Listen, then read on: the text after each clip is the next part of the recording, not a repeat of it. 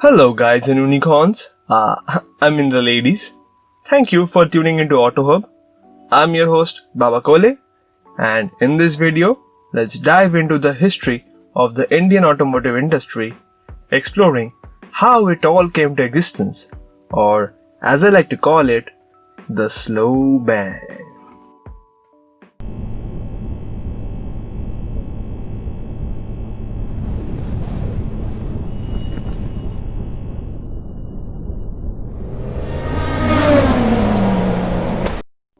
The history of the industry, though not as glamorous as the West or the Japanese, but it had its fair share of changes in policies and big booms that made it one of the most lucrative and largest market in the world.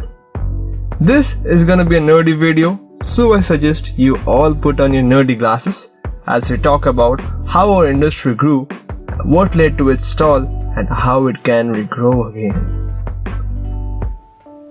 Until 1942, when BMW built the HM factory in Gujarat, cars had to be imported in the country, which at that time was not that costly because of the highly active British ships across the coast. The HM plant started with the Morris 10 and renamed them as the Hindustan 10. Rebadging wasn't much of a fuss back then. Meanwhile, Premier Limited by Vulcan Group was already negotiating with Chrysler for a year and started making cars under Dodge, Plymouth, Desto and Fargo names. Yeah, right, Dodge, Plymouth had all been in the country, nah? However, progress was slow, and due to the low volume production, it was until 1949 that they started making parts of their vehicles. The low sale rate was because of the higher production cost, hence importing cars were considered a much better alternative. The government understood that this importing of cars and their parts will kill the local manufacturing sector, and to reduce it, encouraged more local manufacturers to enter the market, and even stepped up the import duties to a whopping 70%. Meanwhile, Standard Motor Products, who were formed in 1948 by Union Company Motors Limited and British Standard Motors, who started assembling Vanguard in 1951. As the new law came to play, HM brought the famous Ambassador, based on the Morris Oxford 3 in 1957, and was a grand success. Premier Automobiles launched their famous Padmini based on the Fiat 1100 in 1964. While Premier and Hindustan survived under the license Raj and consolidated in much restricted environment, with the later half enjoying the bigger chunk till the 80s, SMPI, who still sourced its parts, could not compete to the prices. They made the Herald in 65, which lasted till 1971, and meanwhile only had 2 upgrades. They even came up with the standard Gazelle in 1972, which was in production for only 4 years. After that, they went on a 10-year break and couldn't ever return. After the year 1947, when some eminent folks finally left India, with all her wealth, the economy was very unstable. To help that, the government took control of the numbers and prices of vehicles produced. Due to the heavy taxation on imports, companies were forced to make their own parts. Well, this was a major issue for the low reliability. Capacity and distribution was also controlled by the government, but the fixed prices from the government was what that mainly affected the manufacturers. Even the dealership commissions were fixed by them. With their bottom line at stake, manufacturers went to Supreme Court, and it was not until 1985 that the price control was completely abolished. During these 3 decades, even the consumer choices were limited to essentially the Ambassador and the Padmini. Sensing the upliftment of the government's pressure to make consumers come to them, Hindustan Motors launched the famous Contessa in 1984. However, this too was based on Vauxhall VX. So till now, none of the cars that came out of the Indian manufacturers were something they made themselves. As the strict norms were being uplifted, the government finally realized their mistake and asked Suzuki on a 50-50 joint venture. On October 2, 1982, Maruti signed the license and joint venture agreement with Suzuki Motor Corporation Japan with 74% market stake. Suzuki invested $250 million and claimed 40% stake in the company. Within a year, Maruti Suzuki launched their Maruti 800, which was a mixture of the Suzuki Fonte and the Alto. With the new kid in the block, HM and Padmini made some small upgrades, however thinking that 800 was not in their segment and being a senior manufacturer, they had a greater hold on the population and did not give much of an effort. Premier on the other hand started making the 118 NE based on the Fiat's 124. The Motor Vehicles Act of 1988 made sure that every car that was purchased was insured to reduce the financial distress of consumers during accidents. With the import duty going down to as low as 27%, foreign companies like Ford, GM with their Daewoo and the Chevrolet, Hyundai, Honda, Peugeot and Toyota started planning to enter the market. All this time, two major manufacturers of Indian origin kept quiet and developed on their own. One of them was Tata, while the other was the Mahindra and Mahindra group. Tata Motors, earlier known as Tata Engineering and Locomotive Limited or Telco, entered the passenger segment with their Tata Sierra in 1991. It was the first SUV designed and produced in India, which was based on its pickup, the Tata Mobile or the Tacola. In 1992, the Tata Estate, a station wagon, which was also a version of the Tata Mobile, was launched. In 1994, the famous Tata Sumo was launched by them. It was also based on the Tata Tacoline's Tata X2, an SUV which was of off-road capabilities and had great military use. In 1998, the Tata Safari was born. Another SUV by Tata which was exported and sold in European markets from 1999. The Safari was known for its Dakar potential and the pedigree it had. Till that year, no Indian car had a design of its own.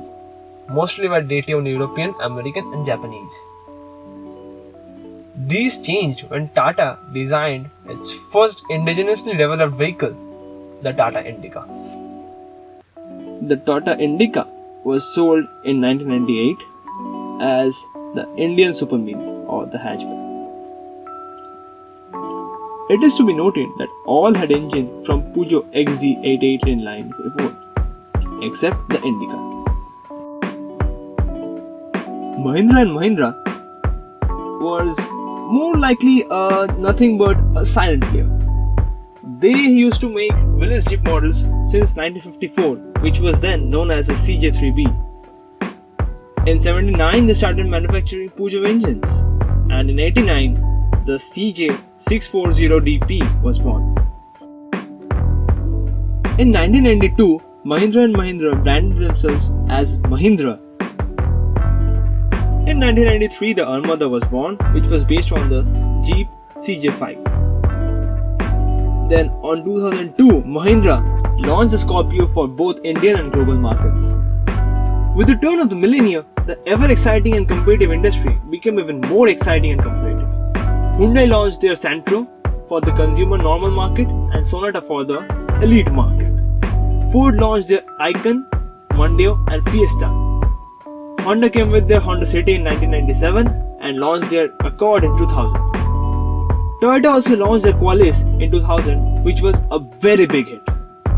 Fiat launched their Palio in 1998 in partnership with Tata Motors, which is already selling Indica in 1998 in huge numbers. Mahindra entered the passenger segment with their hit Scorpio, as said already. By the same time, Renault and Nissan also entered the Indian market with high hopes.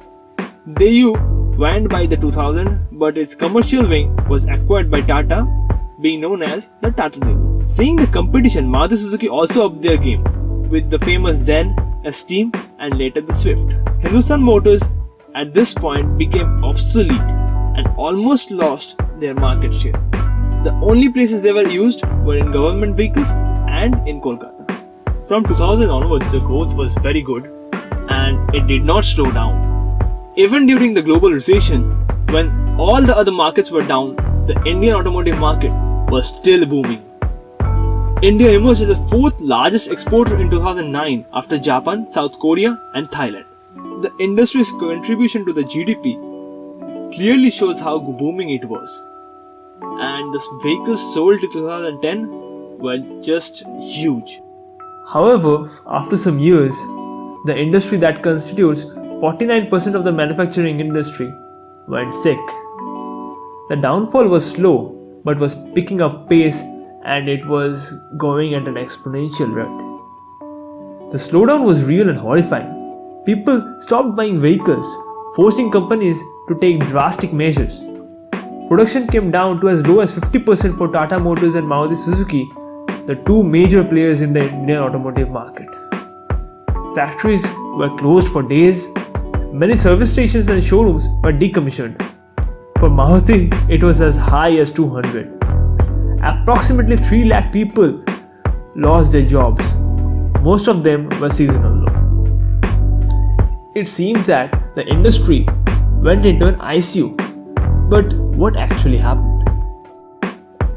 On 8th November 2016, as we all remember, the government announced the demonetization scheme.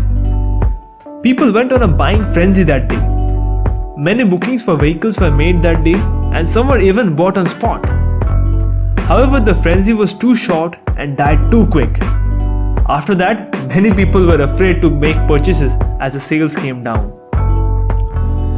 Followed by in 2017, the government introduced a GST as an attempt to simplify the complex tax regime. The intentions were good, but the slabs were high. The slab rate was 28%, which meant that the costs went up, which also resulted in slowdown of sales. In 2018, the Supreme Court announced an upgrade of the norms to BS6 by 2020 and to up the safety measures. Honestly speaking, the outlook is not too bright at all, but it's not that bleak either. As we see, Tata is developing very good safe cars, and so is Mahindra. And even if we see Ford, they're also competing at a very good way. Coupled with the coronavirus outbreak, the challenges are ever rising. But time and again, the human spirit, the Indian spirit, keeps us going forward and overcome the challenge. Hello everyone, this is Vedant, the founder of Autohub India. Welcome to our YouTube channel. Many of you know about us through our social media platforms, and I really appreciate your support for us. For those of you who are new here, a big warm welcome to Autohub, a platform where we discuss anything and everything that is automotive. It's a community of people who are into cars and bikes and want to share their knowledge as well as to improve their own knowledge and skills. Yeah, you can say it's a healthy circle. Because I have people with me who supported me and are continuing to support. I thank them for motivating me and helping me to start a new venture in YouTube platform as well. The team with me are trying to bring you good automotive content, covering every topic and news to the best of our abilities. But in order to be successful in this endeavor, what we need from you is your love and support for us. And we will take any kind of suggestions and constructive criticism with an open arm. So please visit our other social media platforms. Do like, subscribe and share our posts. And come join us in the community of enthusiasts and be the part of this wonderful world which is Autohub.